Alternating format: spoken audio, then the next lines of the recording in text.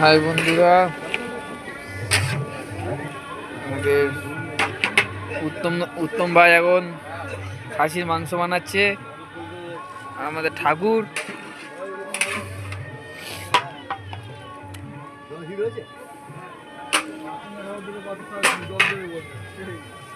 আমাদের পকোড়া বানানো হচ্ছে। আমাদের ঠাকুর ছোট্টু পাইক, এই আমাদের ঠাকুর গৌতম পাইক সব নিচে। ঠাকুর উত্তম পাইক,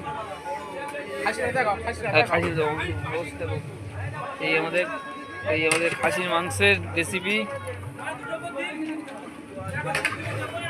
এই আমাদের চিংড়ির মালাইকারি। বন্ধুরা দেখো, অসাধারণ চিংড়ির মালাইকারি হয়েছে। এই মাছের কালিয়া, কাতলা কালিয়া। আমাদের নান,